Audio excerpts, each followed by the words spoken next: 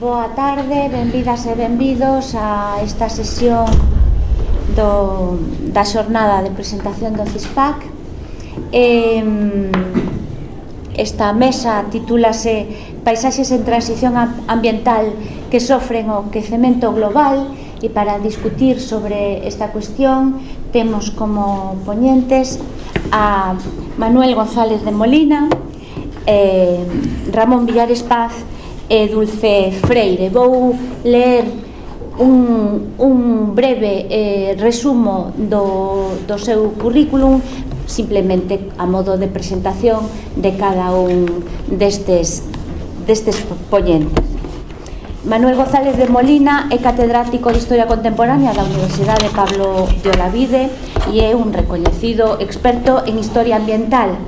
Dirixe o Laboratorio de Historia dos Agroecosistemas, onde realizan as súas investigacións un equipo multidisciplinar de economistas, historiadores, ecoloxistas, agrónomos. Publicou varios libros e máis dun centenar de artigos sobre diversos temas da historia agraria e do mundo rural. O seu último libro publicado titúlase Political Agroecology Advancing the Transitions to Sustainable Food Systems. Ramón Villares Paz, que creo que neste ámbito apenas necesita presentación, é catedrático de Historia Contemporánea da Universidade de Santiago de Compostela dende o ano 87, director do Departamento de Historia Contemporánea, decano da Facultade de Xeografía e Historia, reitor magnífico da Universidade de Santiago, membro fundador e presidente da Asociación Española de Historia Contemporánea. Tamén é membro numerario da Real Academia Galega e investigador honorario do Instituto de Ciencias Sociais da Universidade de Lisboa. Membro do Consello de Redacción de múltiples revistas especialmente relevantes no campo da historia e en particular da historia agraria, e pertence ao padroado do Museo do Pobo Galego, da Fundación Luis Seoane, da Fundación Oterio Pedrallo e da Fundación Juana de Vega. Foi tamén presidente do Consello da Cultura Galega e as súas liñas de investigación son a historia agraria, a politización campesiña, a historiografía, os estudos culturais e a historia das migracións e o exilio. E finalmente, a miña esquerda está Dulce Freire, que é profesora na Facultade de Ciencias Económicas da Universidade de Coimbra, doutora en Historia Económica Social Contemporánea pola Universidade Nova de Lisboa, e dende o ano 90 orienta o seu interese investigador cara a temas relacionados coa historia natural e a agricultura, tanto no contexto portugués como no ibérico. Neste senso estudou aspectos como o marco institucional do sector agrario, os movimentos sociais, os procesos de innovación tecnolóxica ou a memoria colectiva das sociedades rurais. O seu último libro publicado é An Agrarian History of Portugal 1000-2000, Economic Development on the European Frontier. Queremos agradecerles a todos eles a súa presenza e simplemente por justificar un pouco que fan estes expertos nunha mesa sobre paisaxes en transición ambiental que sofren o crecemento global. Poderíamos decir que cada un deles vai aportar unha visión sobre as paisaxes, en especial, eu creo, conectando coa conferencia anterior, das paisaxes culturais construídas nomeadamente pola acción do home en agricultura e nas culturas forestais, e esa evolución tivo, digamos, unha serie de perturbacións, non?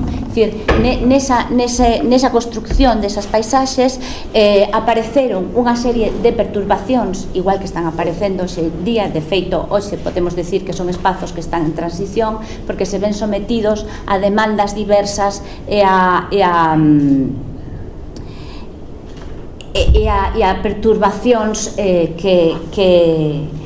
como a industrialización ou como as políticas europeas que mencionaba previamente o poñente anterior.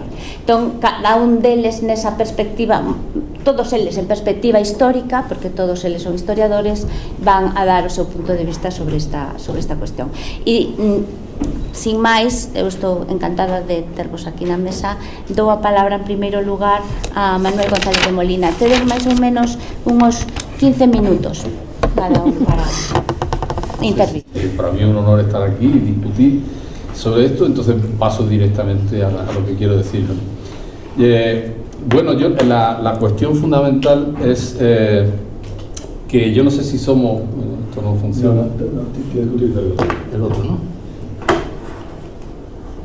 Estamos yo creo que este verano ha sido suficientemente expresivo de una coyuntura que podríamos denominar de emergencia social que estamos viviendo, o para ser mucho más preciso, de una coyuntura de emergencia socioecológica o socioambiental que estamos viviendo y que se manifiesta, pues evidentemente en la guerra de Ucrania y todo lo que eso significa, en un proceso muy amplio de inflación, en la proliferación de los grandes incendios forestales, en una sequía pertinaz, como diría Franco, ¿no?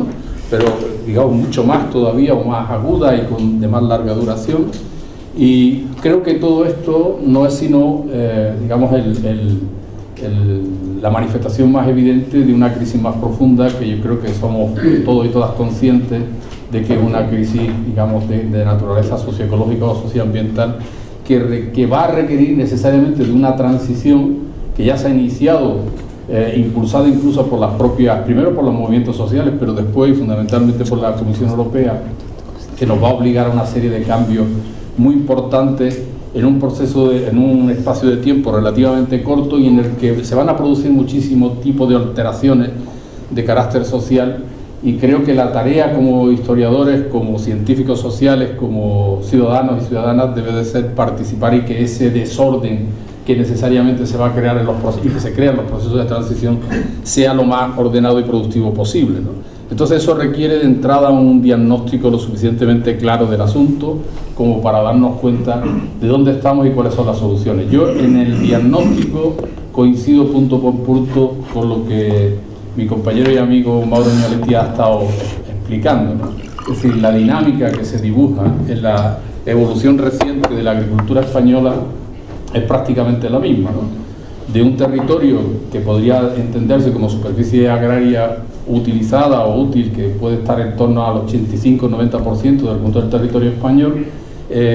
Los bosques progresan, digamos, incluso desordenadamente, porque crece la superficie forestal como consecuencia del abandono sistemático que están sufriendo la actividad agraria, o la reducción de la actividad agraria, que se manifiesta en el caso español. Más de 3,5 millones de hectáreas han sido completamente abandonadas. La mayor parte de los pastos no tienen uso, sobre todo los pastos del interior apenas si tienen uso, y esto, digamos, incide en la combustibilidad, el aumento de la combustibilidad en los espacios forestales, en que se desencadenan este tipo de grandes incendios. Y bueno, que estemos ante una situación, digamos, que se ve agudizada por las consecuencias del cambio climático y de los procesos que, en el caso de la cuenca mediterránea, son especialmente agudos, ¿no? Porque, como se ha dicho en algunos estudios, el Mediterráneo es digamos, en la zona cero del cambio climático, está con manifestaciones muy por encima. Y esto está relacionado, o sea, el incremento de la superficie forestal y el abandono está directamente relacionado con un fenómeno que sufrimos con especial intensidad en la península ibérica, que es la despoblación. Y que, desde mi punto de vista, bueno, no de mi punto de vista no, sino también de la mayor parte de los especialistas, hubiera estado bien que hubiera estado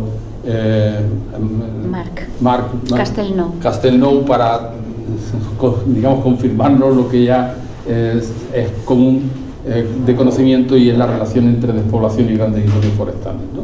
O sea, de tal manera que estamos en una situación, digamos, donde efectivamente las tendencias que se van digamos, dibujando son tendencias que lo que hacen es que agudizan el proceso que ahora mismo nos está llevando a una situación de emergencia climática, de emergencia, digamos, social y en definitiva de emergencia socioambiental. Nosotros llevamos ya tiempo insistiendo en que las raíces de la despoblación son fundamentalmente agrarias, y tienen que ver directamente con el fenómeno de la desagrarización, es decir, de que la mayor parte de las zonas del campo, del rural, ya no tienen o han perdido la dedicación a la actividad agraria, ha perdido muchísima importancia, son porcentajes cada vez menores, y que incluso en grandes zonas periféricas de las ciudades estamos asistiendo a un fenómeno ya de prácticamente desaparición de la actividad agraria, ¿no? Y eso tiene pues condiciones, genera condiciones completamente adversas para algo que, desde mi punto de vista, voy a insistir luego mucho más adelante, es esencial, y es la prestación de servicios ambientales que nosotros llamamos agroecosistémicos, que son absolutamente vitales para el mantenimiento en buenas condiciones de los agroecosistemas, entendiendo que los agroecosistemas, aquellos modificados por el ser humano, representan un porcentaje muy alto, más de la mitad del territorio español, y que la prestación de esos servicios agroecosistémicos está relacionado obviamente con el mantenimiento de la actividad agraria, ¿no? Y luego eso tiene consecuencias que luego voy a intentar decir, ¿no? A esto se le añade que estamos viviendo una situación de sequía que no es un fenómeno que deba de plantearse estrictamente como un fenómeno cíclico, sino que también, efectivamente, es un fenómeno cíclico, pero también se está agudizando en los últimos tiempos, con consecuencias en un elemento que ha sido vital en el propio desarrollo de la agricultura española, que es la irrigación, y que está provocando, bueno, esto es un artículo que compone la tesis de un estudiante de doctorado nuestro, Jaume Vila, que muestra claramente lo que él ha denominado el agua violeta, que es que el estrés hídrico no es producto solamente del calentamiento global y de los efectos que tiene sobre el mundo mediterráneo, sino que es efecto también del proceso de industrialización de la agricultura, centrado en la hiperespecialización de determinados territorios y el incremento de la demanda hídrica que eso ha comportado, ¿no? Es decir, cultivos muy intensivos en zonas fuera de donde teóricamente hay la suficiente abundancia de agua como para sostenerlo, y que han obligado pues a un sobreesfuerzo en la construcción de obras hidráulicas, etcétera, etcétera. Esto lo conocemos, pero en cualquier caso, lo que esto me parece importante es la vinculación que se establece entre el modelo de industrialización de la agricultura española y el estrés hídrico que cada día se incrementa, cada vez más acelerado por el cambio climático, pero también por la propia insistencia en el fenómeno de intensificación productiva que ahora se está refugiando en las zonas periféricas del país a costa de abandonar las zonas del interior, ¿no? Bueno, pues eso, digamos, es producto, si esto quiere pasar, sí, es producto de nuestro punto de vista de que la actividad agraria, tal y como está configurada e inserta en el conjunto del sistema agroalimentario en España, ha dejado desde hace ya tiempo de ser una actividad productiva rentable. La actividad agraria se convirtió o se ha convertido a lo largo del tiempo, desde prácticamente los inicios del proceso de industrialización, pero sobre todo desde la entrada de España en la Unión Europea, en una actividad muy poco rentable, ¿no? Aquí veis la evolución de la renta agraria y uno podría imaginar, evidentemente se ha perdido un porcentaje muy importante respecto a los inicios, pero lo fundamental es que, entre tanto, el gasto medio de las familias se ha multiplicado por 3, con lo cual el gap o la diferencia que hay entre el gasto medio de la familia en España y lo que ingresan los agricultores en términos medios ha sufrido pues un deterioro bastante importante, ¿no? Al mismo tiempo, la agricultura se ha convertido en un proveedor de materias primas que está inserto dentro de una cadena agroalimentaria donde capta un porcentaje cada vez menor del valor final digamos, de los productos, ¿no? El resultado de todo esto ha sido una variación en las estrategias de los agricultores, que han intentado incrementar la productividad, evidentemente, para hacer frente a esa pérdida de renta, y ese incremento de la productividad, cuando ha sido posible, se ha hecho a costa de mecanización o utilización de medios químicos, y el resultado final ha sido una pérdida de empleo bastante considerable, ¿no? Pero en cualquier caso, lo que muestra es una pauta compartida por la Unión Europea, tal y como mostraba Mauro antes, porque este gráfico es muy significativo, porque muestra la diferencia que hay entre el salario medio de cada uno de los países y los ingresos que tienen de la renta agraria, ¿no? Los agricultores, considerando lo que proporciona, que es en verde, la actividad agraria, y el resto lo que proporciona las ayudas provenientes del Estado miembro o de la Unión Europea, ¿no? Quiere decir que la actividad agraria prácticamente en el conjunto de la Unión Europea y en España particularmente está muy por debajo de los ingresos medios que tienen los asalariados, ¿no? Y esto está facilitando algo que yo no sé si somos muy conscientes, y es un cambio en el modelo de agricultura que se está practicando en España. Estamos transitando de un modelo, y aquí en Galicia tiene aún más sentido decirlo, estamos transitando de un modelo basado en la agricultura familiar a un modelo basado en grandes empresas centradas o bien en gestión de tierras o grandes empresas evidentemente que acumulan considerables cantidades también de tierra. Es decir, estamos pasando de una agricultura familiar a una agricultura empresarial basada en sociedades anónimas y en grandes empresas de gestión de tierras que están utilizando mayoritariamente, y esto va a continuar en el futuro, mano de obra asalariada, en su mayor parte inmigrante, con porcentajes crecientes, mal pagada y en pésimas condiciones de trabajo. Esto está relacionado obviamente con las escasas ingresos que obtienen por la actividad agraria, y tampoco se pueden permitir grandes márgenes para incrementar los salarios. El caso es que estamos mutando hacia un modelo de agricultura que podríamos llamar sin agricultores, y esto se demuestra claramente pues la pérdida continuada de explotaciones agrarias. Aquí no hemos incluido todavía el censo que se acaba de publicar, pero los primeros datos que disponemos en términos generales muestran que esa tendencia a la destrucción de explotaciones es una tendencia que sigue continuándose y que nos obliga a preguntarnos cuándo va a parar esto, es decir, si en qué momento la destrucción de explotaciones agrarias va a contenerse, ¿no?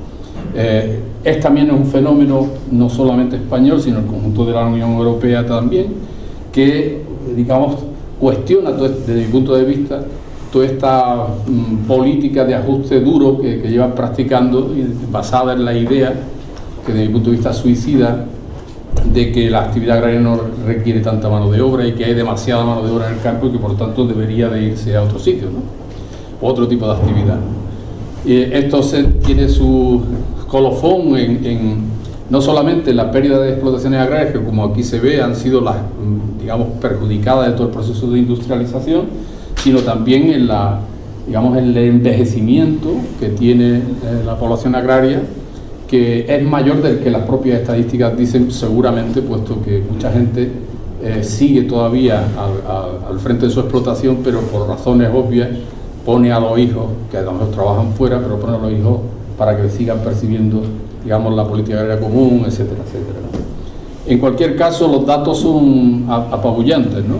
En términos reales, los precios percibidos por los agricultores han caído un 70% desde 1956, los consumos intermedios se han multiplicado por 7 desde el 60, los gastos de fuera del sector suponen en torno al 40% de la producción final agraria, la renta agraria ha descendido en un 55% desde el 62, entre tanto el gasto familiar se ha multiplicado por 3 desde 1958, de los 5 millones de ocupados en 1950 se ha pasado a 770.000 en 2016, 2/3 partes de las explotaciones han desaparecido desde 1962, más del 40% de los titulares de explotación tienen más de 65 años, y 60 de las más de 200 familias más adineradas de España se reparten 250 millones de euros procedentes de las ayudas de la política agraria común, según el Fondo Español de Garantía Agraria.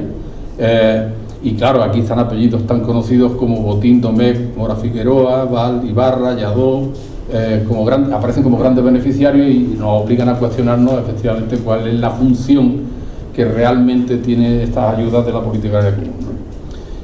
Mientras tanto, y en la medida en que ha habido un cierto estancamiento en la compra en la venta de insumos, sobre todo para la agricultura, se ha abierto un nuevo espacio de acumulación, de beneficios que está vinculado a la ganadería intensiva, precisamente por su fácil industrialización, basada en grandes importaciones de piensos, fundamentalmente de América Latina, a precios irrisorios. Y esto está provocando, basándose en un uso intensivo de los recursos naturales, pues una distribución por el territorio que va a generar, pues evidentemente, daños desde el punto de vista ambiental, pero sobre todo no va a generar el suficiente empleo como para revertir todo este proceso, ¿no? Las tendencias que demuestran por el consumo de carne a escala agregada mundial, las previsiones hacen albergar la idea de que efectivamente este crecimiento, sobre todo de granívoro, es decir, de monogástrico, cerdo y ave, fundamentalmente va a seguir en el inmediato futuro con consecuencias muy negativas, no solo para este país, sino también y sobre todo para terceros países de donde se viene la mayor parte de las materias primas, ¿no? Esto muestra que son la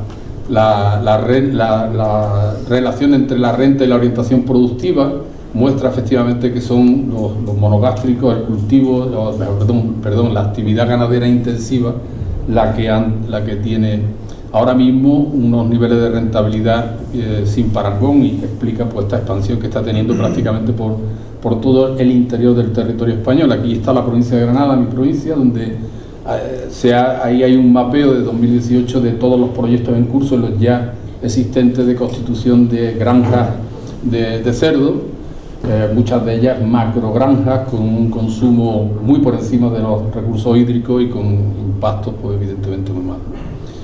En definitiva, lo que aquí estamos asistiendo es a un modelo que podría llamarse de integración vertical del sector agrario en el sistema agroalimentario, que está controlado fundamentalmente por la agroindustria y la gran distribución. Esto no digo nada nuevo, nada más que lo constato, ¿no? Obviamente, lo que para mí no es un elemento positivo, sino negativo, ¿no? La agricultura se ha convertido, de hecho, en un vasto mercado para la industria, fundamentalmente de insumos, ¿no? Y en ese sentido, la política agraria común, tal y como se ha aplicado en España, podríamos interpretarlo como una subvención encubierta a estas grandes empresas y a la gran distribución, que ha hecho posible el abaratamiento de las materias primas de los alimentos, ¿no? Los alimentos, quiero decir, de la cesta de los alimentos, abaratando los salarios, evidentemente, que la industria y los servicios pagan, ¿no? Las ayudas de la PAC no han servido para compensar la pérdida de renta de las explotaciones, como lo vemos en la destrucción continua de ellas, y el 20% de los titulares de fincas acaparan el 80% de las ayudas de la política agraria común. Las grandes explotaciones y las sociedades mercantiles son las grandes beneficiarias de este proceso, ¿no? Pero a lo que a mí más me importa es que efectivamente la disminución de la renta agraria y toda la pérdida de actividad que esto significa ha incidido negativamente, digamos, en la prestación de servicios ecosistémicos. La caída de la renta evidentemente reduce la posibilidad de los agricultores de invertir en trabajos reproductivos para mantener en buen estado lo que nosotros llamamos los fondos biofísicos, es decir, aquello que permite mantener un agroecosistema en buenas condiciones de salud, digamos, agronómica, para entendernos, ¿no? La destrucción de empleo, principalmente, que ha sido familiar, como hemos mostrado antes, ha expulsado de la agricultura a aquellas personas que colaboraban con el agricultor en la realización de esos trabajos productivos, incluso, como habitualmente se hacía, cuando no eran o no han sido casi nunca remunerados, ¿no? Digo esto desde luego desde el punto de vista de las inversiones públicas que habrá que realizar para restaurarlo, ¿no? La destrucción del trabajo familiar, de hecho, ha impulsado la salida del sector agrario de los descendientes de los agricultores en activo, lo que, unido a la baja rentabilidad de la agricultura, hace muy difícil su incorporación o su retorno al sector agrario, ¿no? En la medida en que los fondos biofísicos no van a ser heredados por sus descendientes, me refiero, por ejemplo, digamos, el suelo, el nivel de materia orgánica en el mismo, los niveles de biodiversidad, etcétera, etcétera, pues evidentemente desaparecen los incentivos para mantenerlos en buenos estados, y sobre todo cuando son gestionados por empresas de gestión agraria, ¿no? La caída de la renta se ha cebado también en aquellas orientaciones productivas que son las que manejan más territorio: agricultura de secano, ganadería extensiva y de pastoreo, etcétera, etcétera, que por tanto tienen que invertir trabajo y dinero en tareas de gestión territorial, ¿no? Para mantener, obviamente, pues el suelo, el agua, la biodiversidad, etcétera, etcétera, ¿no? Precisamente ni las instituciones públicas ni el mercado remuneran todo este tipo de funciones o servicios ambientales. En un artículo que acabamos de publicar en Ecosystem Services, hemos descrito algunos de los servicios agroecosistémicos que han sido directamente, digamos, afectados por esta pérdida de la rentabilidad, ¿no? Las causas que lo provocan son, bueno, pues el abandono de los secanos y los terrenos de pasto, la fuerte reducción de la ganadería extensiva, la fuerte reducción y concentración de las explotaciones apícolas, que hemos perdido buena parte de los polinizadores, el balance de carbono, pues las emisiones siguen creciendo, o sea, las emisiones no es un sector, el agrario, que secuestre carbono como debería de ser, sino que tiene un balance enormemente positivo, es decir, es un emisor neto. La incidencia de los incendios forestales se mantiene estable en número y superficie del 92, pero como ya hemos dicho, la incidencia de los grandes incendios se ha disparado. Y además la reducción de la biomasa que recircula por el conjunto de los agroecosistemas, que es la que mantiene las cadenas tróficas, pues evidentemente se ha reducido, y eso no cabe duda que está dejando sin sostén alimenticio buena parte de la biodiversidad que alberga nuestro país, ¿no? Claro, si caminamos hacia una agricultura sin agricultores, lo lógico es que nos planteemos si eso es lo que queremos como sociedad, ¿no? Sabiendo que el mantenimiento de este conjunto de servicios está vinculado fundamentalmente a una agricultura familiar que además los presta en buena medida sin coste, ¿no? O internalizando el coste, ¿no? En consecuencia, no sé por qué me pasa esto, si quiera que yo vaya rápido, seguramente. Sí, mal fallo. Eso es. Bueno, en cualquier caso, este debate social que necesitamos, creo que la única solución que tiene, obviamente, es retornar a un modelo basado en la agricultura, digamos, familiar, ¿no?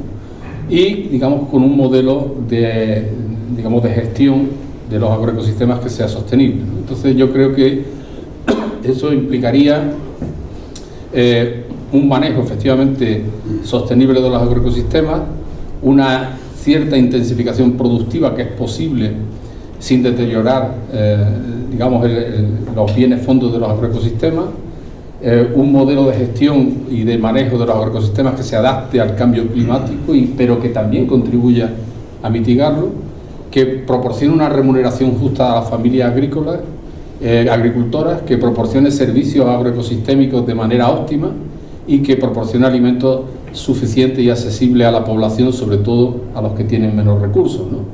Pues yo creo que bueno, no lo creo yo, lo crea hasta la FAO, o sea que esto es una cuestión ya, digamos, bastante extendida. Aquellas prácticas y aquellos principios que hay detrás de la agroecología permitirían justamente el logro a medio plazo de este conjunto de objetivos. Es decir, porque evidentemente el modelo que venimos practicando es un modelo que nos lleva justamente a una agricultura sin agricultores y a la prestación no óptima, incluso a la no prestación de servicios ambientales que son vitales para la propia sustentabilidad de la actividad industrial, de la actividad urbana. Manolo, un minutín. Un minuto. Pero claro, para eso hay problemas. Si esto yo no voy a caer en la ingenuidad de esta mañana. Aquí hay problemas muy serios para transitar hacia esto, ¿no? Bueno, hay un rechazo sistémico del entramado institucional que permite, que hace esto muy difícil que avance, ¿no? Hay también, digamos, todo este conjunto de aspectos relacionados con la transición agroecológica no están en la agenda pública, ni están en la agenda de los partidos políticos. No hemos sido capaces de situarlas ahí para generar políticas públicas. En consecuencia, hay ahora mismo problemas que lo digamos, hacen difícil de lograr, pero no imposible. Para esto hay que iniciar un proceso de transición agroecológica que nosotros llamamos proceso de escalamiento o de scaling up, que implica la puesta, digamos, en conexión y el incremento de la escala de todo el conjunto de actividades y de experiencias de naturaleza ya agroecológica u orgánica que están, digamos, poblando todo el territorio español y también en Europa, y que precisamente por los bloqueos que tiene el sistema alimentario corporativo no son capaces de desarrollar su propia potencialidad, ¿no? Entonces este escalamiento se puede hacer desde las políticas públicas, hay que hacerlo de las políticas públicas a través de la politización del consumo y y de conseguir poner en la agenda de las administraciones públicas justamente este proceso de transición. También hay que desarrollar y seguir desarrollando actividades de innovación social, como las experiencias que en el caso gallego hemos estado viendo en los últimos tiempos, que son de bastante interés para ese modelo alimentario alternativo.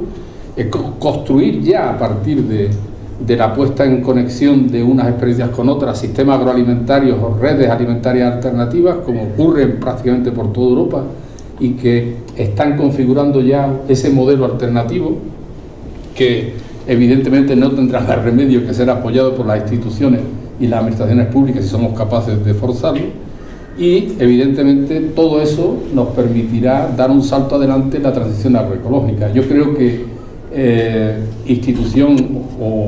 instituto como este de paisaje tiene un papel esencial justamente en facilitar, junto con los agentes en el territorio, este salto de escala, ¿no? Y a eso nos deberíamos dedicar. Muchas gracias.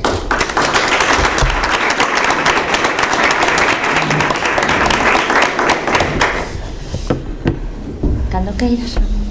Sí, boas tardes. É un pouco difícil que poida falar agora despois desta tan completa presentación dos problemas, incluso dunha forma un pouco pesimista, que eu en parte comparto naturalmente, sobre a evolución da agricultura, especialmente sobre os riscos na que agora está. Pero eu, como non traigo nin PowerPoint nin datos, vou falar un pouco da miña propia experiencia como investigador e preguntarme algo que o que está creo que na definición desta mesa, cando se fala das paisaxes como ilustradamente ordenadas, globalmente desordenadas, localmente gobernadas. Non sei se isto é un trabalenguas que nos puxo aquí a dirección do CISPAC, pero sí, creo que non sei se estaban ilustradamente ordenadas, pero que foron desordenadas, eso é evidente, e que agora deben ser repensadas. Eu non digo que sexan localmente gobernadas, non estou seguro de que poidan ser localmente gobernadas, pero que sí que deben ser gobernadas de outra forma. De onde vimos e a onde vamos? Se eu tuvera que facer así unha exposición dunha paisaxe vivida, distinta da paisaxe narrada ou construída, que está nos libros e que fixeron os xeógrafos, os antropólogos, os historiadores, que os que viven no campo non a perciben como tal, pero que existe. Esa diferencia, que xa foi moi forte no pasado, sigue sendo forte na actualidade. É dicir, os técnicos ven a agricultura dun modo e os que están no campo ven a de outro. E isto pasa cos que son granxeiros, cos que non son granxeiros, cos que son forestalistas, cos que teñen a capacidade para plantar pinos ou eucaliptos ou que sexa, ou cos que simplemente son propietarios e non son máis cousas que propietarios e quizá non saben a onde van chegar, non? De modo que creo que primeiro temos que reconocer que describimos ben o pasado, pero que non nos sirve para entender o presente. Se describimos ben como se fixeron a pequena explotación campesina, a titularidade das explotacións agrícolas, como se chegou a propiedade da terra, todas as cousas, todas as mobilizacións que houve que facer, incluso toda a aplicación científica a explotación da terra e a xestión das labranzas, pero ahora estamos chegando a un punto en que todo iso muda máis rápido que non somos capaces de entender, ou que eu son capaz de entender, que non vos quero transmitir culpabilidades ou responsabilidades que non vos corresponden. Naturalmente vivimos nun mundo no que digamos, dos anos 70 e 80 do século pasado, podía decirse que estaba aparentemente ordenado e que tiña unha certa armonía. Non direi con Otero e Pedraio que todo aquilo era un tecido de relacións agardadas, que é unha frase bonita, unha boa metáfora, pero que non era sempre verdade, pero que sí tiña unha certa armonía e unha certa capacidade de ser previsible. Os cultivos estaban ordenados, en fin, os espacios non cultivados tiñan unha súa función, había unha combinación entre uns e outros, como ben sabemos, bastante constante. A forestalización non foi realmente un problema hasta que houve intervencións exteriores, especialmente do patrimonio forestal do Estado, xa na segunda mitad do século XX. Non, antes era máis atractiva, podemos dicir, a festa da árbore que outras cousas, e había, en fin, nas escolas había sesións que se dedicaban a amar ou a ensinar como se debía respetar os árboles. Claro que hai 100 anos había moi pouco arbolado, non había moito, había pouco. Meu avó, que nacera no século XIX, bastante atrás no século XIX, cando eu coñecín, que era moi amigo dos árboles, tiña un carballo que creo xa plantara seu pai ou seu avó, que era o carballo que estaba nun lugar chamado Insua, na que con frecuencia facía un rito que eu non entendía, que era abrazarse a él, non? Era unha forma de dicir, vale moito este carballo, pero non o vou vender. Chegou un punto cando as travesas para o ferrocarril eran moi necesarias, que lle daban como unhas 11.000 pesetas da época por aquel carballo, con que se podía comprar un solar en Ferrol, en Narón, e non o vendeu. Isto xa non ten sentido hoxe. Esta relación entre a persona e o medio natural, ou aquel traballo que fai, a armonía aparente que ten entre eles, iso non funciona. E como se rompeu este equilibrio? Pois se rompeu este equilibrio por moitas razóns que son ben coñecidas. Un debalo demográfico impresionante, un debalo das explotacións tamén impresionante, e unha especialización tamén extraordinaria. Os datos que acaba de presentar Manuel González de Molina non poden deixarnos ninguna dúbida sobre isto. Se temos en conta que hoxe, por exemplo, en Galicia un 75% da poboación xa non é que sea urbana, é que está vivindo en núcleos que sexan semi-urbanos ou urbanos, pero que non teñen nada que ver con o mundo rural, e que o 25% restante non se dedica realmente á agricultura, que habendo máis de 1,5 millón de propietarios agrarios en Galicia, hai menos de 7.000, corríxime Edelmiro se digo mal, 7.000 explotacións gandeiras ou menos, 7.000 ou menos, ou 6.000, que son as que producen a renda fundamental, salvo a parte forestal, na agricultura de hoxe. De modo que temos agora un panorama no que hai un perigo de que haxa agricultura sin agricultores, estou de acordo, que haxa espacio e paisaxe que non ten ninguna capacidade de entenderse entre sí.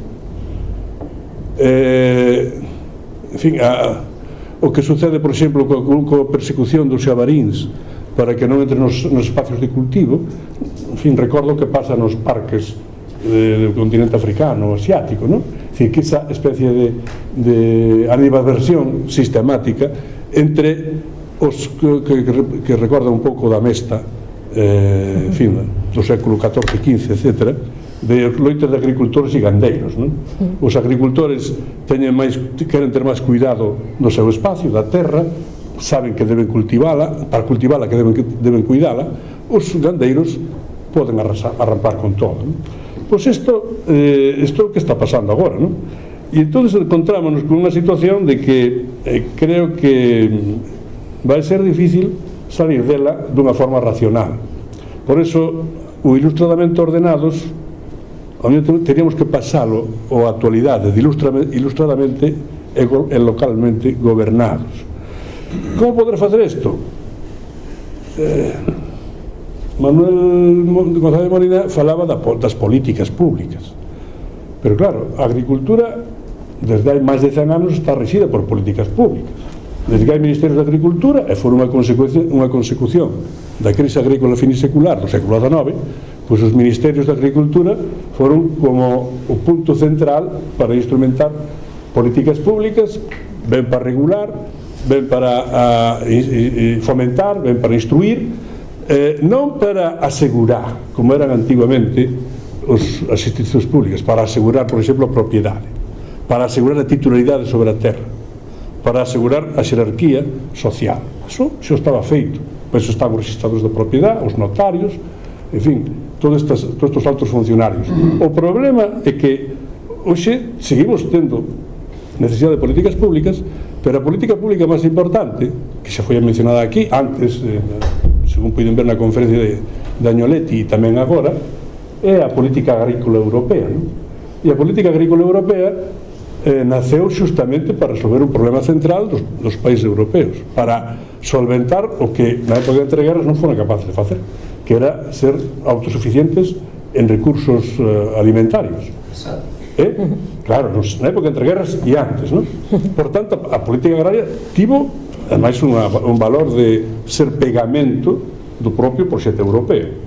É ser un pegamento das propias democracias políticas occidentais durante unha época. Isto temos que cambiarlo? Pois eu creo que sí.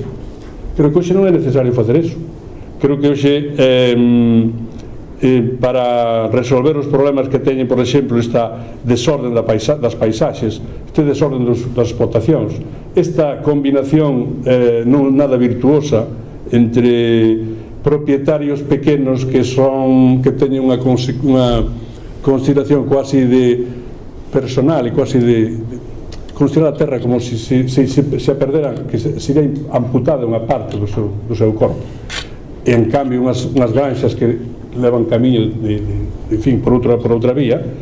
Creo que non podemos decir que isto hai que xestionalo limitando as granxas, limitando a capacidade productiva, limitando a potencia da agricultura e da gandeiría, senón que combinando con outras políticas. E creo que aquí estou moi de acordo co que xa se dixo antes e se acaba de dicir tamén agora, de que debe haber un cambio radical da externalidade que se está facendo con respecto ao cuidado da paisaxe, do medio ambiente e incluso da seguridade, non? Non sei se sería posible pensar unha política diferente para a paisaxe, para un aproveitamento máis extensivo do territorio, no que unha parte desa utilización combatise os problemas, vexas incendios e outras cousas que están contribuindo a devastar o propio territorio. Entendo que nos estamos acercando como non só unha agricultura sin agricultores, senón tamén unha agricultura que non necesita terra, que creo que o camiño, se todo vai ben, que é o camiño por onde imos, porque hoxe non fai falta exactamente terra para producir, fan falta insumos, fan falta hormonas, fan falta sol, sí, tamén fai falta sol, pero a terra xa non é fecunda por si mesma, non é fértil, non produce nada. Se botamos un grao na terra non sale nada, temos que botalo con algo ou con moito. Hasta onde podemos chegar eu non sei, o CISPAC dirá, e outros servicios técnicos e científicos e agronómicos, pero a miña impresión como observador, porque agora xa non me dedico a historia agraria desde hai moitos anos, ni me dediquei a historia agraria como se concibe agora, e tamén non estou xa noutros campos. Me parece que si como se o patrimonio é importante, e creo que é, e se o patrimonio, a paisaxe, a natureza é importante, e debemos considerala como un elemento non despreciable, sino productivo, e que ten que ser recoñecido, non direi subvencionado, porque a palabra subvención non me gusta nada, sino incentivado, podemos decir, e complementado con outras actividades. E aquí creo que nos queda un traballo non só en Galicia, en España, en Europa, bastante ímprobo, é bastante difícil de executar. Podemos competir con outros países extraeuropeos como pasou na época da crise agrícola finisecular no primeiro tercio do século XX, con unhas medidas menos agresivas e máis ecosistémicas ou ecoambientais. Cando se me pregunta, dicen, que eu non o preguntei, algúns técnicos chineses se lles fai ver que están emitindo moitos gases, moito CO2 á atmósfera, etc., e que están contaminando moito, que dicen que algúns responden, e dicen, ustedes fixeron antes. Nós, para chegar a onde estamos, temos que facer o que todos fixeron 100 anos antes. Entonces, creo que teríamos que pensar global, a palabra global que estaba nesta mesa, temos que pensar globalmente estes problemas e globalmente ordenalos e globalmente gobernalos, pero claro, gobernalos globalmente pois xa sei que non é posible. En definitiva, que eu pensei que íbamos moi ben e cada vez vexo que íbamos regular, incluso a veces tirando a mal, pero que isto non debe ser motivo, non debe resolver dicindo isto vai mal, non hai nada que facer, senón que isto vai mal, temos que instrumentar políticas diferentes e non culpabilizar nin os paisanos, nin os que están en Bruselas, nin os que están en Madrid, nin aquí na Xunta, o que sexa. Eu creo que isto é un problema moito máis importante do que se parece, o problema do uso do territorio e o problema do uso dos recursos comunitarios, non somos capaces de transmitir e de facer pedagogía neste sentido, pero creo que isto tamén é un reto, é un desafío que nos queda para o futuro, de modo que temos moitos propietarios que non sabemos para qué, temos poucas granxas pero non nos gusta o que fan, e temos un futuro que tampouco nos acaba de gustar. Entón temos que resolver, e resolver significa estudiar, traballar, facer máis políticas e pensar máis, e creo que iso centros de investigación como iso podrán facer, de modo que confío en que ningún outro avó dos aquí presentes se agarra o seu carballo para evitar que o corten e que perda, por tanto, a natureza un dos seus valedores, que xa xa que deforestar máis, reforestar de outro modo, en fin, que lles vou dicir? Moitas gracias pola súa atención. Moitas gracias.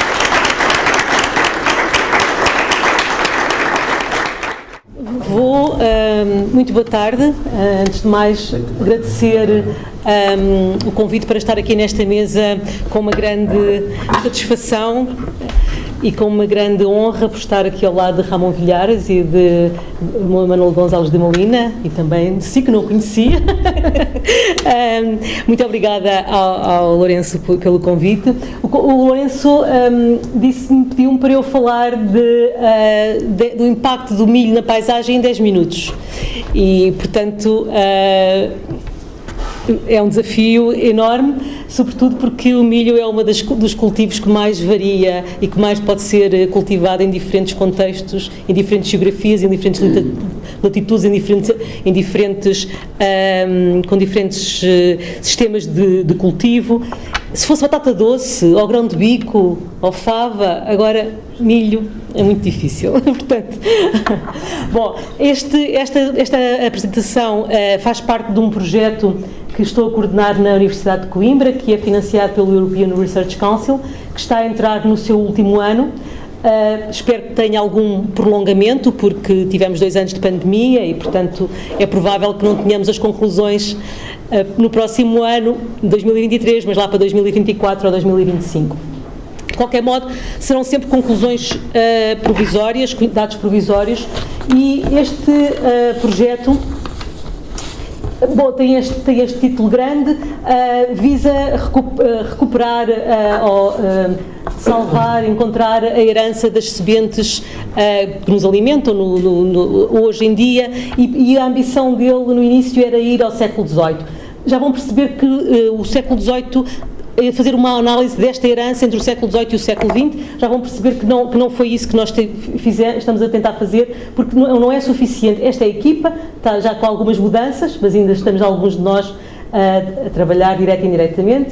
Ora, o objetivo deste projeto era e é encontrar, tentar perceber qual foi o impacto que as sementes que vieram do novo mundo ou dos novos mundos a partir de finais do século XV, 1492, 1498 e um pouco nas décadas seguintes, qual foi o impacto que tiveram na Península Ibérica. Nós sabemos e conhecemos pelas paisagens do que conhecemos no século, que foram fotografadas e descritas com algum detalhe no século XIX e no século XX, que o milho, a batata, o feijão, a abóbora, o tomate, o pimento fazem parte da nossa alimentação e estão na nossa paisagem. Mas não sabemos, temos dificuldade em perceber qual foi o impacto, como é que elas se disseminaram nos sistemas agrários locais desde o século XVI ou desde a altura em que chegaram à Península Ibérica. Também não sabemos, em alguns casos, quando é que chegaram de facto à Península Ibérica, em termos objetivos, e sobretudo não sabemos quando é que chegaram à Galiza, ou quando é que chegaram ao Alentejo, ou quando é que chegaram sabemos quando chegaram a Sevilha ou a Cádiz, mas temos dificuldade em perceber quando é que chegaram à Cantábria ou a Salamanca, ou a diversos sítios. Então o que nós estamos a tentar perceber é se há um caminho para encontrar essa informação. Falámos aqui de manhã muito do oculto, do que está escondido, do que não se vê, e de facto o que nós queremos compreender é como é que as sementes mudaram as paisagens, mudaram a alimentação, mudaram aquilo que nós nos habituámos a descrever enquanto historiadores ou enquanto cientistas sociais como a componente económica e social, como a história económica e social da Península Ibérica, como o crescimento demográfico a partir do século XVII, XVIII, como a melhoria das condições alimentares também a partir dessa altura, sobretudo a partir do século XVIII, e todo este ciclo, os ciclos agrários que nós encontramos, os ciclos de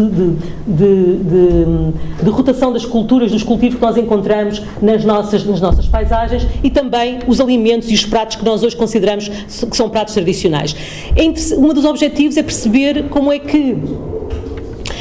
que sementes que no início que no finais do século XV, século XVI, no século XVII ou ainda no século XVIII eram descritas como exóticas, nós hoje as encontramos com produtos classificados nas diferentes regiões. Ou seja, como é que como é que uma semente que é exótica, que é desconhecida, se torna no século XX ou no século XIX já é descrita como local, ou no século XX se torna classificada com um dos modelos, com um dos processos de classificação que a partir de 1992 a União Europeia dispôs para uma das estratégias precisamente de promoção do desenvolvimento rural é através da certificação dos produtos locais, e nós vemos com muita facilidade o tomate, o pão de milho, o pimento e uma série de outros produtos que eram exóticos e hoje são produtos locais. Portanto, como é que esse processo aconteceu? Nós não podemos confiar, e isso eu aprendi há cerca de já de 20 anos com a Ramon Vilhares, que escrevia que as visões que nós temos sobre a agricultura e sobre o rural são visões construídas pelas elites urbanas. E que, portanto, essa visão não é necessariamente, é uma visão, são visões, não sabemos muito bem qual é a adesão que elas têm à realidade.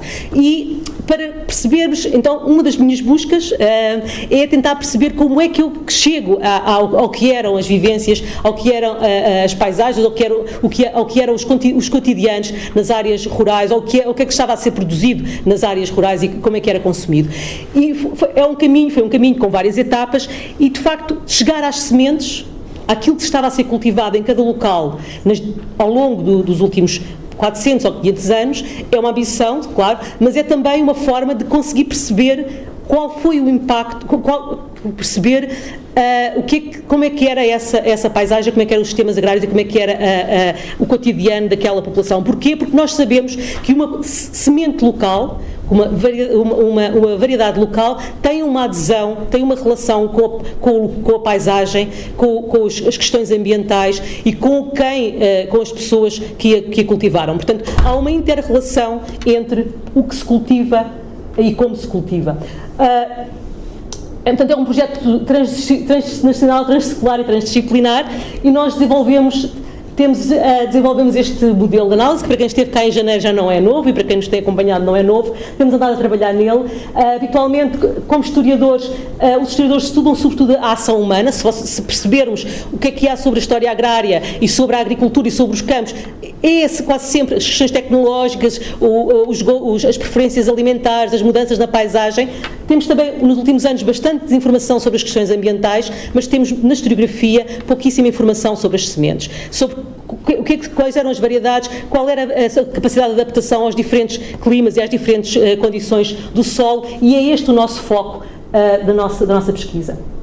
Bom, para isso andamos à procura de informações sobre sementes, ou não necessariamente só sobre sementes, porque as informações sobre sementes são raras, mas sobre os resultados dessas sementes, sobre os frutos, as folhas, as receitas culinárias que aparecem em diferentes tipos de documentação. Aquela ali é uma documentação dos depósitos, em que diz o que é que está a ser guardado, quais são as sementes que vão ser guardadas num determinado depósito. Aqui é um livro de culinária que explica quais são as melhores peras para fazer peras cobertas, ou quais são a melhor trigo para fazer a massa para as tartas.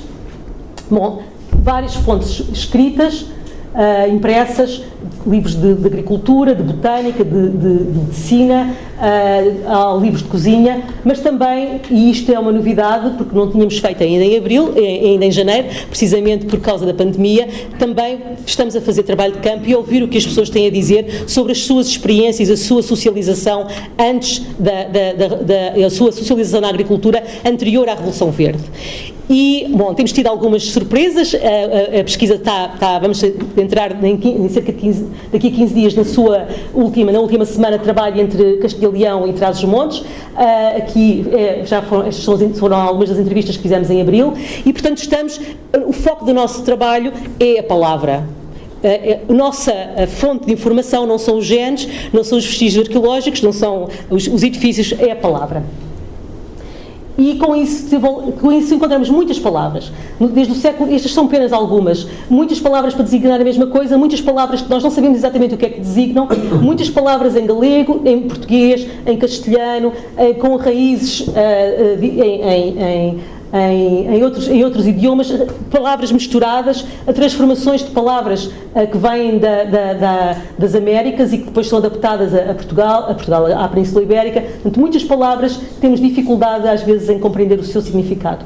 Bom, das fontes que estamos a explorar, podemos tirar este conjunto de informações de contexto, informações sobre as espécies, ou seja, que espécie é que são, mas também informações da sua diversidade genética, ou seja, informações sobre as variedades. Se a maçã é vermelha ou é amarela, se é mais doce, se é menos doce, se o feijão é de que cor é que é, se coze melhor ou se consegue fazer alguma coisa diferente, e também informações espaço-temporal. E com estes dados estamos a construir uma base de dados que basicamente com algumas das informações, quando estamos a sistematizá-la, e a partir daí vamos relacionar. Esta informação aqui do local é muito importante, porque uma das coisas que nós queremos fazer é precisamente inserir estas informações sobre a variedade que estava a ser cultivada naquele sítio, ou no século XVII ou no século XVIII, ou nos vários séculos, relacionar depois com as condições ambientais e humanas que estão associadas ao cultivo daquela semente.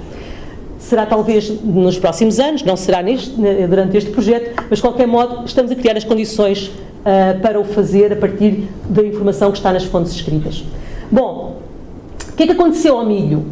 Como eu disse, o milho é das sementes mais difíceis de estudar porque se adapta, é cultivada desde o Canadá até à Argentina, várias latitudes, várias altitudes, e é uma das plantas mais difíceis de compreender. Felizmente os nossos colegas da genética têm feito o seu trabalho, aliás, cada vez estão a fazer melhor o seu trabalho, porque na área da genética os sistemas, as possibilidades de recolher informação e de analisar está cada vez mais sofisticada, e, portanto, eles estão a misturar não só a analisar as sementes que se reproduzem ainda hoje, as sementes que ainda estão nos sistemas agrícolas ou que estão nos bancos de germoplasma, mas também estão a desenvolver muito um aspecto da arqueologia, que é a arqueobotânica, que hoje em dia, com a possibilidade de ler o ADN antigo, se permite perceber se há correspondência entre as plantas que são hoje cultivadas, as sementes hoje cultivadas, e aquelas que aparecem em contexto arqueológico há 500 anos, 600 anos, 700 anos, 800 anos. Estou num outro projeto que não é este, que é um projeto sobre a vinha e que, curiosamente, encontramos, porque a vinha também é diferente, porque é um clone, os colegas encontraram correspondência entre uma vinha, umas grainhas com 700 anos e algumas variedades que ainda hoje são cultivadas aqui nesta zona, entre Portugal e a Galiza, e estamos muito ansiosos pelos resultados, pelo avanço desse projeto. Bom, o que é que os nossos colegas da área da genética nos dizem? Dizem-nos, bom, que de facto a origem da domesticação do milho é no México, já sabíamos, este é o seu ancestral selvagem, e que depois, quando veio, teve vários processos de circulação do milho dentro da América, da América Latina, Norte, Sul, e, bom, o que nós sabemos, e isto é confirmado pelas fontes, é que Cristóvão Colombo trouxe milho a que chamou painço no regresso à sua primeira viagem, em 1493, e portanto que ele chegou à Península Ibérica, esse painço ou esse milho nessa altura, mas que esse milho terá feito um caminho, vamos ver onde é que ele fez o caminho. A ideia que nós tínhamos é que fazia um caminho pelo sul, e estes colegas estão a estudar, compreenderam isso precisamente. Há outro caminho do milho que vai para a Alemanha, para a zona da Germânia, em 1539, e que vem do norte da América, e é um milho adaptado aos climas mais frios e a outros contextos que não os quentes do sul.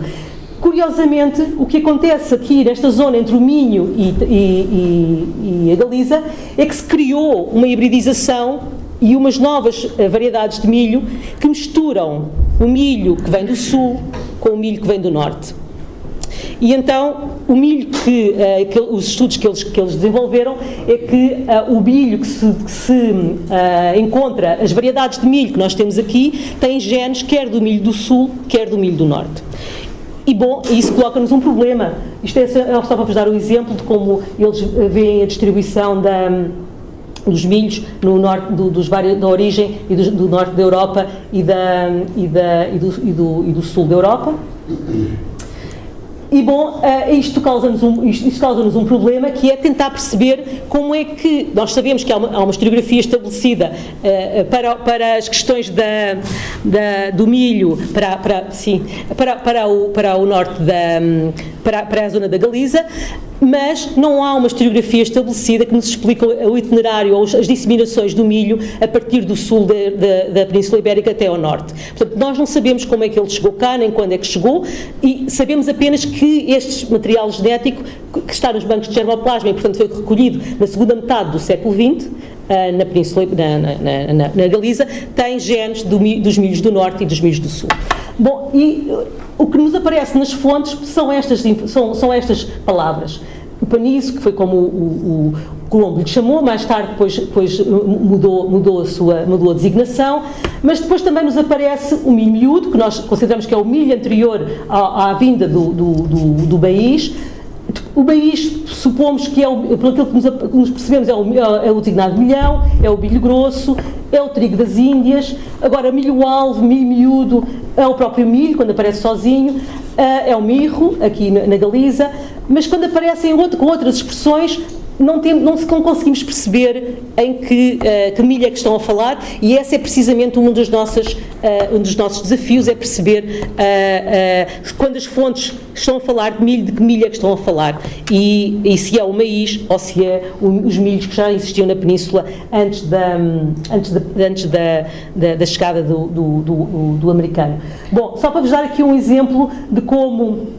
Agora vou-vos mostrar aqui uma outra representação para vos mostrar como um estudo que nós fizemos com dados de outro projeto, para mostrar como de facto a paisagem do milho, nós não podemos pensar nela a partir dos dados que temos, dos dados que são descritos do século XIX ou do século XX, porque na verdade, devido às suas condições de adaptabilidade e às suas diferentes variedades, nós estamos a perceber que mesmo situações de contexto que nós consideramos agricultura de sequeiro, podiam produzir milho e podia ser possível produzir milho americano. Só para vos mostrar aqui um exercício que nós fizemos já num outro projeto que eu desenvolvi, que são dados completamente diferentes, mas para mostrar como o milho, de facto, nas suas diferentes variedades, se pode adaptar a diferentes contextos, ainda que porque esses contextos também podem mudar, esses sistemas agrícolas também podem mudar. Diríamos que em 1850 as variedades nascidas dessa junção dos milhos americanos e dessas variedades hoje tradicionais estariam lá em cima no norte de Portugal, e verificamos que ao longo do século XX o norte de Portugal vai perdendo peso na produção de milho e que ele hoje se concentra aqui nas zonas sul. Porquê? Porque os sistemas agrícolas também mudaram no sul, e hoje em dia o milho também mudou. Portanto, hoje temos um milho de regadio intensivo no sul de Portugal e praticamente já não temos milho nenhum no norte de Portugal. Bom, e termino com este mapa. Um dia gostaríamos de ter este mapa para o século XVI, para a Península Ibérica. É um sonho para as próximas gerações concretizarem, e que este centro poderá apoiar. E muito obrigada. Só uns pequenos resumos, apenas para dizer que, bom, é possível retirar a informação que permite fazer comparação entre as várias espécies e as várias variedades entre o século XVI e o século XIX, o século XX, a partir das fontes escritas, para alguns casos, com alguns problemas, mas isso ajuda-nos a compreender melhor o que é que estava a ser cultivado nas diferentes regiões e, sobretudo, nas diferentes localidades, mesmo nas mais pequenas. E muito obrigada.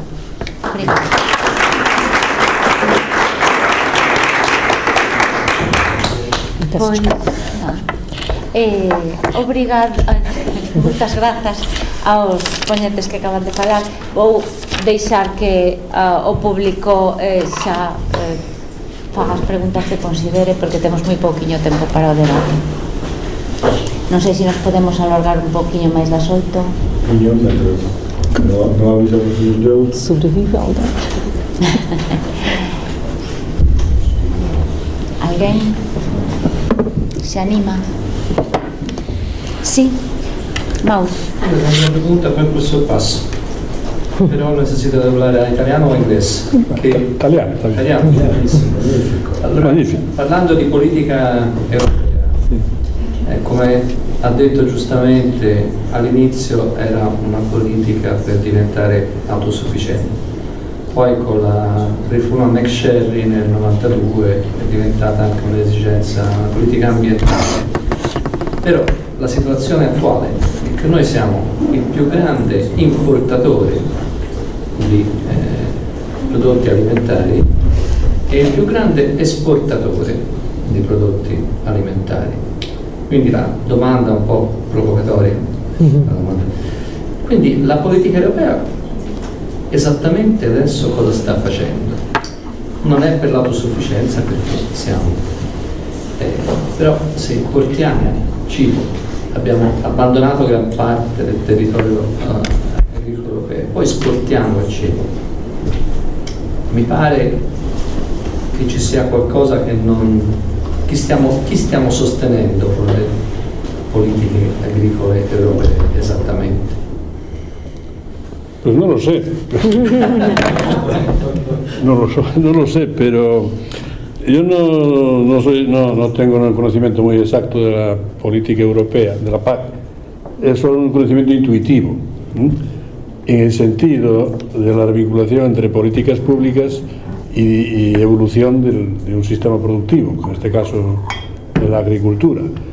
Y me parece que eso tenía sentido cuando, como usted bien ha señalado, tenía sentido en la época de los años 50, 60, 70, pero hoy tiene que ser profundamente, en mi opinión, intuitivamente, porque no tengo datos, intuitivamente me parece que tiene que ser profundamente reformado. La pregunta de por qué importamos y exportamos, importa Europa y exporta Europa, no lo sé contestar. Probablemente porque, no sé, depende qué Europa sea, si es la Europa occidental, toda Europa, o si está... Sí, Unión Europea. La Unión Europea. En todo caso, eso a mí me desborda. Lo que sí, la idea que yo quería transmitir es que el cuidado de una parte del territorio que antes lo hacían los propios campesinos de una forma, no diré gratuita, pero sí, integrada en su propia función, hoy no la hace nadie. Y eso es lo que debemos considerar como una obligación de los poderes públicos de ser afrontada en esa dirección. Es decir, que debe ser, no digo subvencionada, pero atendido los costos de mantener, por ejemplo, un territorio ordenado. No se puede cargar a unos 7 u 8 mil, por ejemplo en Galicia, granjas, esa competencia que además no les interesa, ni lo pueden hacer, ni lo quieren hacer. Entonces tiene que ser por otro tipo de políticas que tengan que ver con el uso, digamos, del territorio como turismo, como paisaje, como valor cultural, en fin, no como valor productivo. Puede también resolverse mediante utilización de especies ganaderas que están prácticamente desarraigadas, en este caso en la agricultura del norte de la península ibérica. Volviendo a los recuerdos, claro, no abusaré de mi abuelo, pero de otra gente que era más o menos coetánea de mi abuelo. Lo que hoy llamamos lo que se puede decir que un espacio que está fuera de la aldea, los montes se decía, estaban todos perfectamente en fin, cultivados por las ovejas, por los rebaños, por los caballos, o sea, ganadería caballar, ganadería ovina, ganadería caprina, de modo que impedían realmente cualquier tipo hasta de incendio, ¿no? o de un mal uso del territorio. Entonces todo eso es lo que ahora tendría que ser objeto de atención pública, es lo que yo reclamo. ¿Cómo hacerlo en la agenda política? No lo sé. Creo que no lo van a hacer los agricultores ni ganaderos, lo tendremos que hacer los que estamos en las ciudades, que no vivimos de ese territorio, pero que nos importa como lugar, y como ciudadanos, naturalmente, y con conciencia ambientalista también tendría que decir, ¿no? Como lo que ha reclamado Manolo González Molina. En fin, yo creo que aquí se pueden concitar muchas fuerzas, pero que el sentido inicial de la PAC yo creo que ahora no lo tiene, y eso es lo que a mí me parece que es un poco extraño que se siga manteniendo, ya no porque la duquesa de Alba reciba mucho dinero, como se ha señalado aquí. Sí, bueno, sí, puede que sea una disfunción, pero es que esto es una disfunción más que de personas, es una disfunción de concepto, ¿no? Conceptualmente el territorio tiene que ser tratado integralmente, no solo para aquellos que producen bienes que van al mercado directamente. Los que no producen deben ser reconocidos como tales. ¿Cómo? Yo estoy hablando como un economista utópico. Quiero decir que no puedo dar una solución a esto, pero puedo, como ciudadano, más o menos instruido, reclamar que eso debe ser así, o que se debería caminar en esa dirección, ¿no? Edelmiro. No está dudando de intervir o non, pero faceme comprender, porque non é para formular unha pregunta, son 3 consideracións, só son 3. A primeira é que os cambios, por non estar como vexo, os cambios, as tendencias no territorio e na paisaxe rural son moi diversas a nivel mundial, a nivel europeo, a nivel de España e incluso a nivel de Galicia. 30.000 km², nos temos desde zonas totalmente abandonadas, zonas de ganadería intensiva, etc. Por que comento isto? Alguén comentaba, creo que na conferencia, que a cuestión da paisaxe hai que analizarla a nivel local. Eu digo tamén as alternativas, a nivel local, a nivel de paisaxe, porque senón temos o risco de plantexar como problemáticas globais o que afecta a certos territorios. Eu creo que isto ten que ver indirectamente con a PAC. Eu creo que además da PAC que, a vez de ir cambiando os objetivos, como ter unha única política agraria común para 27 Estados membros moi diversos, e iso foi se resolvendo no fondo no último período. Cada país elaborou o seu propio menú a partir dunha carta común do restaurante, que son os planes estratégicos da PAC.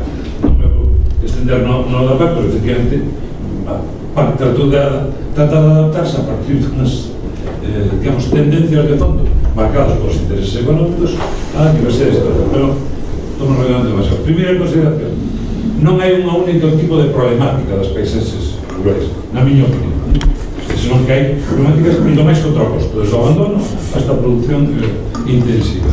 Segundo, por ser un pouco, non aburrirlo demasiado e provocar un pouco, a hora de valorar as tendencias recentes e a situación actual das paisaxes, eu non comparto, digamos, o simple conformismo con que o que vai determinando as tendencias do mercado e da sociedade por algo será e ben está. Pero tampouco comparto de que a vara de medir sexa cual era a realidade hai 50 ou 60 anos.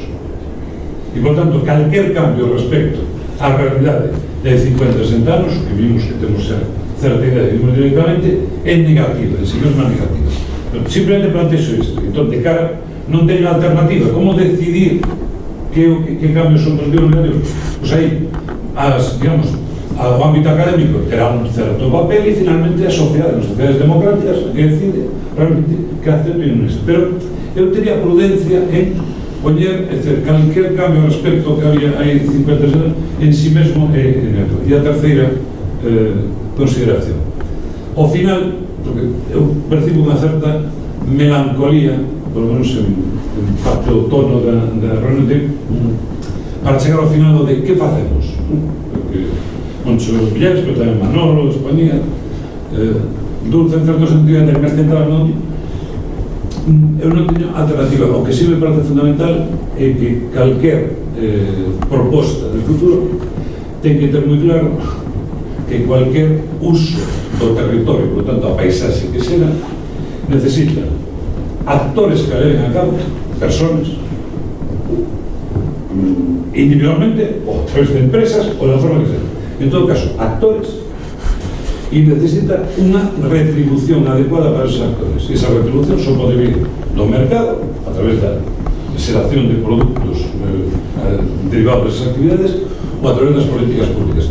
Isto saiu varias veces aquí, por certo, a PAC actual, e xa desde a reforma Maxarri, que nos foi un pouco, desde os anos 90, pero moito máis co paso do tempo, a PAC incorpora, se eu fora aquí un representante da Dirección Xeral de Agricultura, como se Europea, diría, axudas para paisaxes. Aí teñen ustedes as axudas agroambientais que hai xa desde hai 30 anos e no novo período se correxible sobre o esquema. Pero digo que convence claro que fai falta as dúas cousas, porque senón corremos o risco de, ao final, construir proxectos interesantes, pero que non temos protagonistas dispostos a levar a cabo, ou non temos mecanismos cos que asegurarle unha retribución adecuada a eso. Espero non teros aburrido demasiado, pero que isto non suscita ninguna... Profesor Oliver. Eu queria só dizer alguma coisa. Ele ali disse que não tinha soluções. Eu tenho soluções. E vou dar um exemplo muito simples.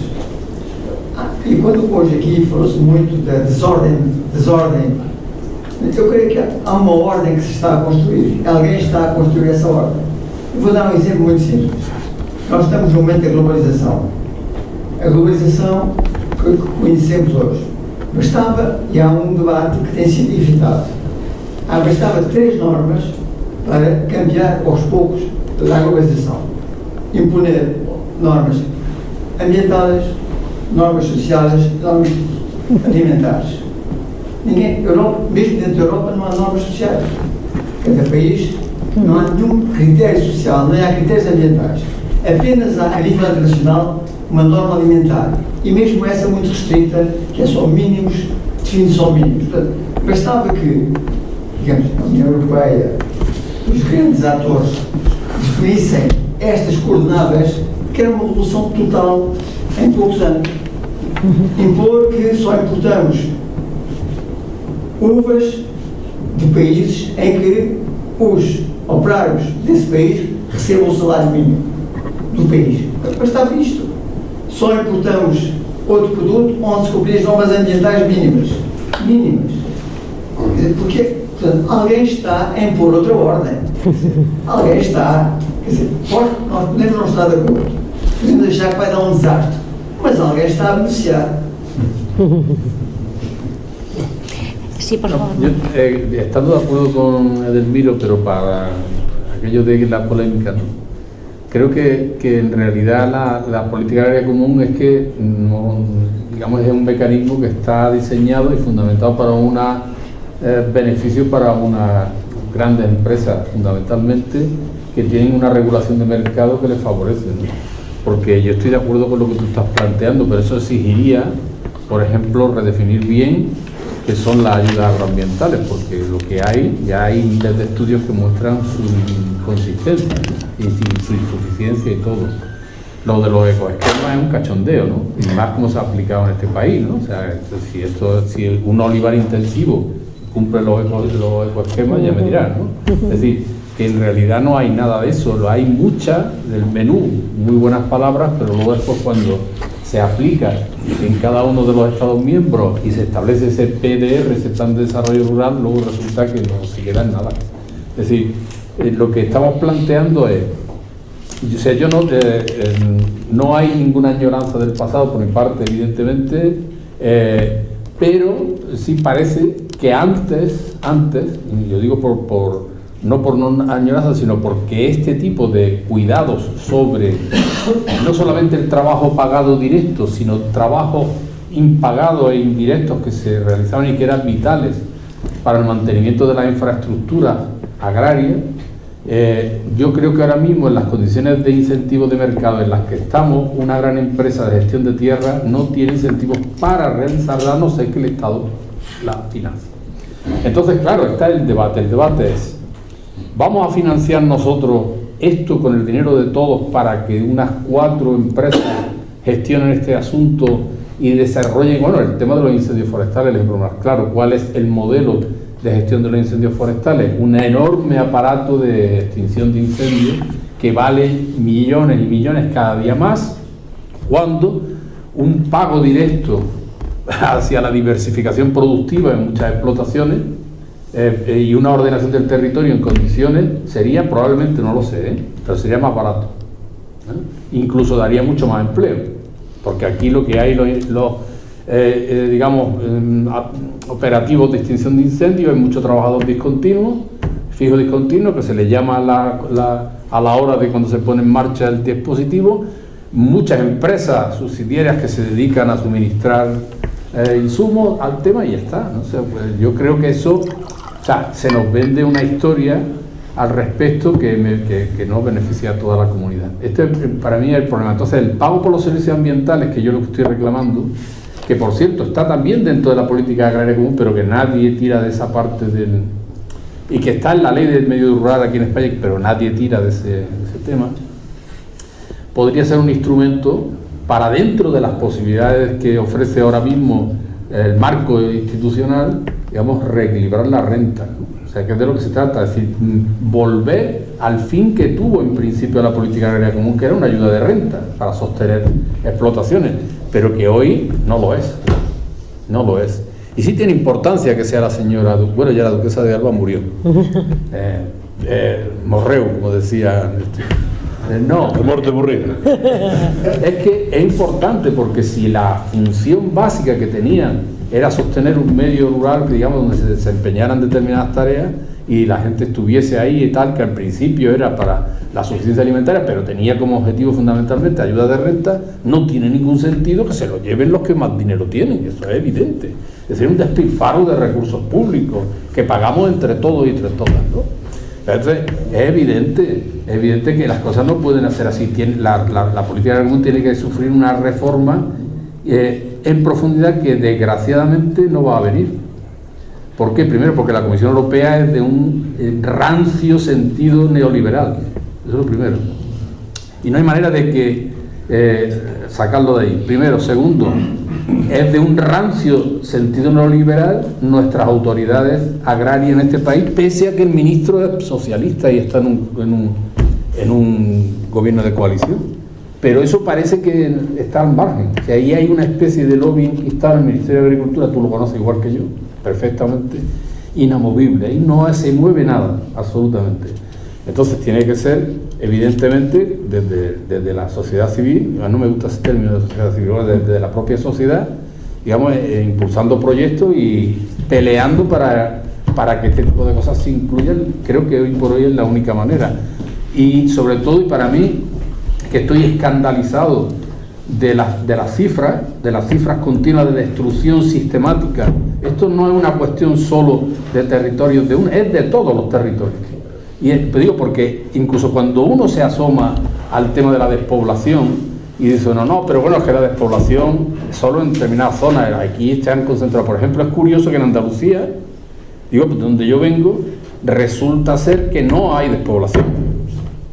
Cuando yo voy por el campo en mi pueblo y no veo a nadie absolutamente, ya ni pájaros, porque los insecticidas se los han cargado. Es decir, no hay nada, absolutamente nada. Eso sí que son desiertos. Entonces, evidentemente, en lo que empieza, hay zonas donde evidentemente en las periferias de la costa hay mucha gente y tal, sí, pero básicamente esa enorme cantidad de territorio, que es lo que nos permite desarrollar esos servicios ambientales, que nos permiten subsistir, están abandonados y en serio peligro de abandono, asaltados por un proceso de reversión hacia el monte, que es negativo porque no es una reversión, digamos que como Dios manda, sino que es todo lo contrario, una rudelización, que decía José Manuel Narede con toda la razón del mundo. Y evidentemente eso lo único que hace es genera más problemas y sobre todo, en términos económicos, un enorme gasto de futuro que se va a detraer de otros servicios.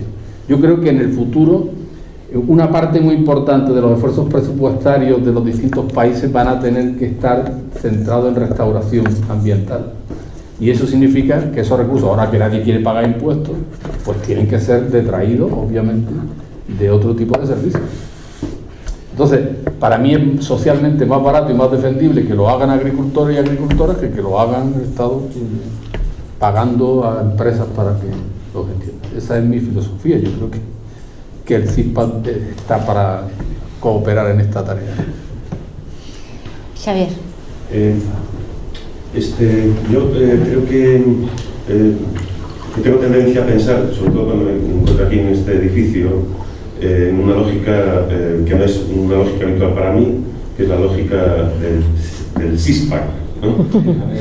Como dice nuestro querido amigo Manolo, ¿no? Y entonces, ahora escuchándoos y escuchando todo lo que se ha dicho aquí durante estos 2 días, durante este primer día, yo creo que hay un puente aquí que tenemos que construir, ¿no? Ese puente se deriva, yo creo que tanto Villares como Dulce lo han nombrado en las investigaciones sobre el maíz, sobre el origen del maíz, ¿no? Ya nos ha mostrado ahí esa enorme diversidad que hay sobre una única planta. Y es una diversidad que no es actual, porque hoy las variedades del maíz que existen son ¿cuántas? O sea, es una variedad, 2 variedades que nos están alimentando a todos. Esa diversidad de la que habla Dulce es la diversidad que está presente en la primera de las consideraciones de Delmiro, porque él dice que los problemas ecológicos, los problemas no son los mismos y por lo tanto las soluciones no son las mismas. Es decir, que lo que necesitamos es soluciones, necesitamos distintos puentes, ¿no? Las soluciones tienen que ser locales y la agroecología fue sobre todo local en sus orígenes. No hay una única agroecología, hay miles de agroecologías, tantas como ecosistemas o tantas como condiciones culturales, ¿no? Entonces, lo que es común son los principios, ¿no? Lo que es común son los principios que organizan esas respuestas, ¿vale? Pero no la respuesta en sí, ¿no? Entonces, las respuestas efectivamente tienen que ser diferentes, ¿no? Lo que necesitamos no es una política agraria común, lo que necesitamos son políticas agrarias adaptadas a las circunstancias sociales y ambientales, y por lo tanto tenemos que darle protagonismo a los agricultores y a las agricultoras y no pensar que esas soluciones van a venir de arriba. No hay un único óptimo, no hay una única solución, hay múltiples soluciones para múltiples problemas, ¿no? Pero hay elementos comunes, claro, y sobre todo el elemento común que nos debe hacer pensar y que no estamos preparados en general es el cambio, el acelerado y abrupto cambio ambiental en el que estamos sumidos, ¿no? Y esto es posible que nuestras estructuras mentales aún no sepan adaptarse, no sepan reaccionar. Estamos pensando con lo que hemos aprendido hace 50 o 40 o 30 años, ¿no? Entonces, esto también nos limita como personas. Nuestra formación es insuficiente para responder a esto, ¿no?